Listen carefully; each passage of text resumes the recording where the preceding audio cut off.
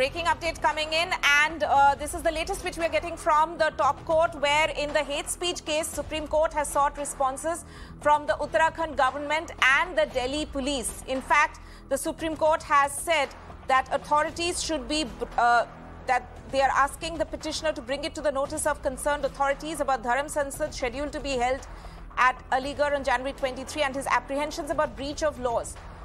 Now, this, of course, remember that there was a petition already on the hate speech case in the Supreme Court, and the Supreme Court was looking into this. Let me go across to my colleague Meenakshi for more on this. Meenakshi, take us through what were the main observations made by the court and the notice which has been issued to the Uttarakhand government and Delhi police.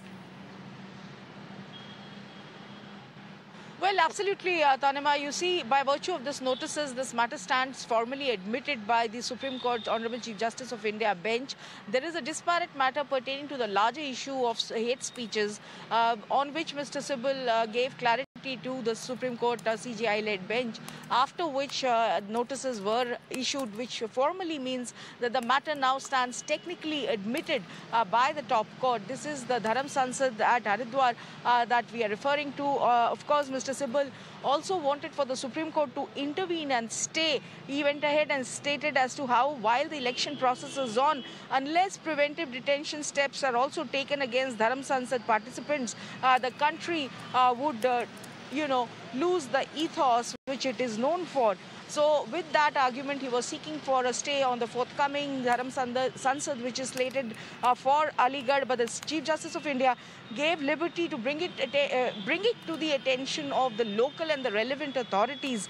But as far as the Haridwar incident goes, the Supreme Court has gone ahead and sought responses of the Uttarakhand government and Delhi police in 10 days' time on this petition that we have highlighted, which was filed by Mr. Qurban Ali, which is seeking for the Supreme Court to conduct a probe into it and also pass necessary directions for what needs to be done, because the primary allegation in this case has been as to how the government of Uttarakhand has acted in a rather lackadaisical manner. It has dragged its feet in this issue, given the fact that there is a volume of videographic evidence which is available in the public domain where these perpetrators are seen in the visuals. But despite that, a flimsy FIR has been lodged and no definite steps have been taken by the state government's dispensation.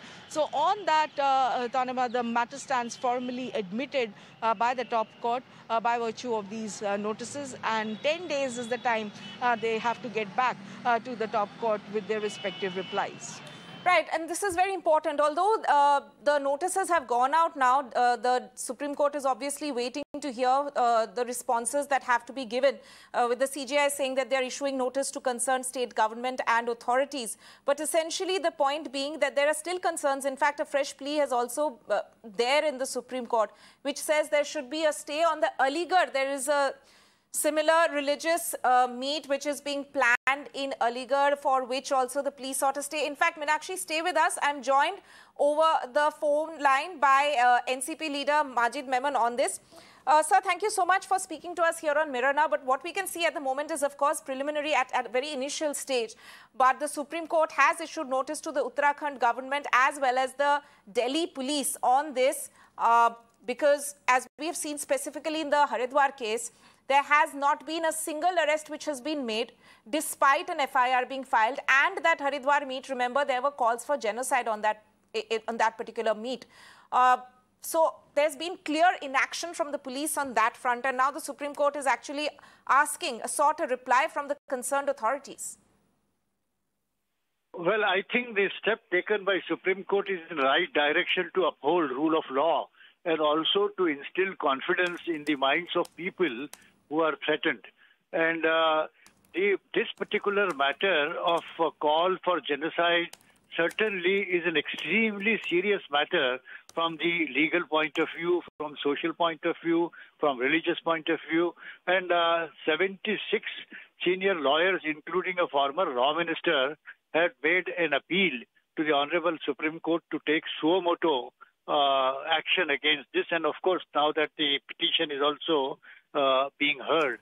The court has issued notices to get the response from the concerned authorities as regards their failure to act effectively and promptly against those who have made a call of genocide.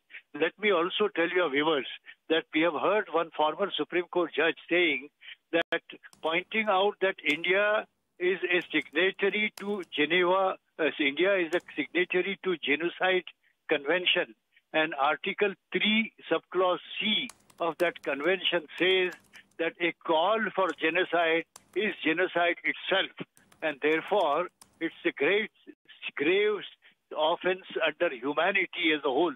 And this matter cannot be simply rested by an answer from the local authorities that they have registered an FIR and are investigating the matter. This would not suffice. Those who are identified for having committed this serious crime should have been immediately taken to task by law, and their strict action be taken against them. Unfortunately, that has not happened, and therefore, you see, the whole world is looking at us as though our democracy, our fundamental rights, etc., are mere paper tiger, or they are being our democracy is defective. Now, whole minority, there is a direct threat to commit en masse genocide by certain people with impunity, and definitely the law will have a firm hand on them.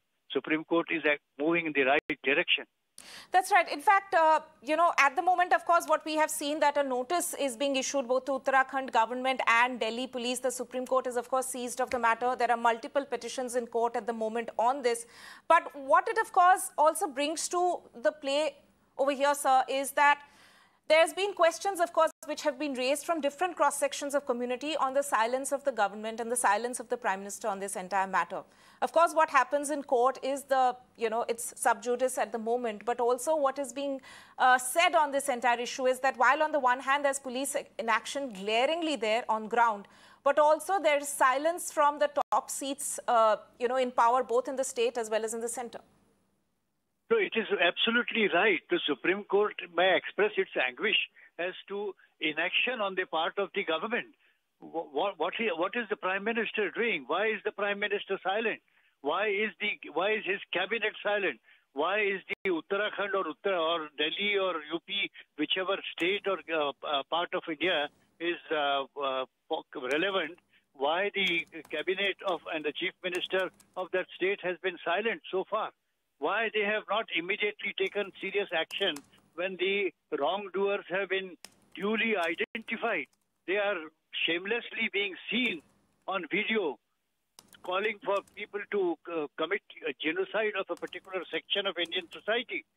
This inaction on the part of the executive is also culpable, and therefore we and many other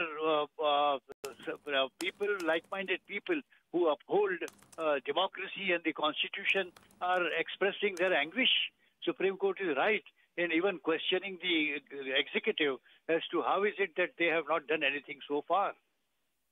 Right. Mr. Majid Memon of the NCP, thank you so much for joining us on the show on this. I'm also joined on the show by Anand Patwardhan, who's one of the signatories who has, in fact, written on this issue. And as we know that the matter is, of course, at the moment in the top court. Mr. Patwardhan, thank you so much for joining us here on Mirror Now.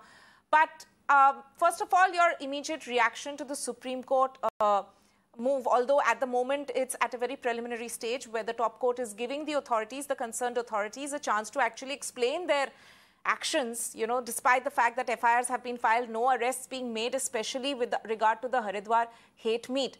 But also, what would you expect at this stage also, sir? Do you think, anyways, it's been pretty delayed, criticized across board, the fact that Uttarakhand government and the police there have literally taken no action? Yeah, that Uttarakhand has taken no action is not surprising. That the central government has taken no action is also not surprising. It is not something that we should tolerate, however. And I'm glad that finally the Supreme Court has woken up. But I would have thought the correct thing for the Supreme Court to have done back would have been to make a suo moto out of it so that they could have themselves intervened before somebody brought it to their notice, because this was a glaring example of completely distorting India's concept of democracy and secular democracy. The fact that somebody in a public arena can speak about genocide, about killing, massacring people.